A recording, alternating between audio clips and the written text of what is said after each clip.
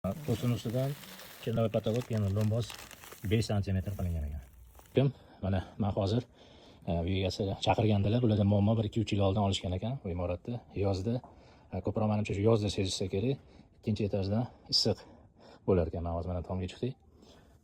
Sразу bitta narsaga ahamiyat beraman. Mana lombos, to'g'rimi? Ko'p joyda men egalarga tushuntiraman. Mana kukushkalar bor, mana shu kukushkalarni hozir agar ochib qo'yilganini o'zidan ancha mana keling Abduhamid aka, agar imkon bo'lsa bu yerda mana ochilarmikan? Bu ochilmas ekan. Mana shu kukushkalar ham hozir biz tepaga chiqdik, havo sirkulyatsiyasiga yordam beradi. Ya'ni tunukadan kelayotgan issiqlik qancha yaxshi aylansa, mana bu lombozga ham shunchaki ham zarar yetkazadi. Mana hozir ko'rib turibmiz, lomboz yoruqlari bor. Bir o'sha paytda qilingan bo'lsa kerak.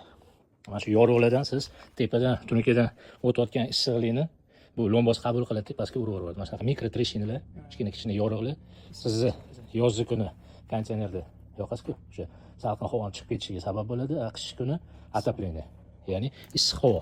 Biz отопление yoqqanda havoni isitamiz. O'sha havo mana shu yoruqlar orqali konveksiya fizikani qonuni bor, tepaga intiladi. Hozir men bu yerda men yechim beraman, 3 ta material.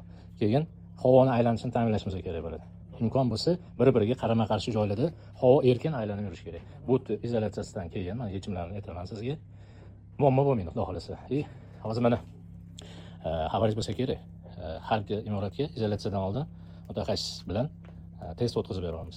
Ya'ni mana hozir bizga bu ko'zga ko'rinib turgan yoruqlar bor, lekin ko'zga ko'rinmaydigan, issiq sovuq o'tadigan mikro treshinalar bor. O'shani biz sizga aniqlab ko'rsatib beramiz. Ana undan keyin izolyatsiya qilinsa, haqiqatdan bu siz issiq sovuqni oldini olgan bo'lasiz. Misol uchun mana hozir men uchun o'zingiz yopgan bo'lsangiz kerak, to'g'rimi? Qanchadir bir qismi, ma'lum qismi bu o'zingizning taraf, bu yoq taraf qo'shnilar, to'g'rimi? Ular ham mana yopishgan ekan. Imkon qadar bu yerda imoratda hozir men tushundim sizni, o'sha bu yerda imoratda umumiy taklif berganman men. Issiq sovuqni umumiy oldini olgan yaxshi. Lekin bu yerda hozir qo'shnilar bilan hali gaplashmadingiz. Bo'ldi, muammo emas, xudo xolasa. Ko'ryapsizlarmi, bu yerda mana plastik tapshirka qilingan ekan. Unga ham havo aylanishi uchun men maslahat beraman hozir. Qanaqasi, bu yerdan ham biz havoni oqimini kontrol qilamiz, ya'ni kirib chiqishini. Shu joylarga ko'rish ishini tagiga egalari o'zlari peni urgan ekanlar. Bu imoratda biz o'sha test o'tkazishni maslahat berdim, tushuntirdim. Ko'rib turganingizdek, mana shunaqa kichkina zazorlar qolib ketgan. Xudo xolasa mana biz test o'tkazib beradigan bo'lsak, mana shu zazorlardan katta ehtimol bilan havo kirib chiqayotganini ko'rsangiz bo'ladi.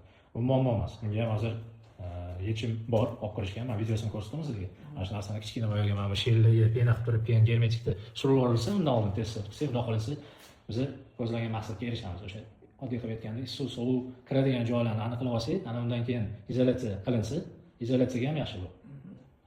Tushuntirib berdimmi sizga? Ishlash muddati ham ko'payadi.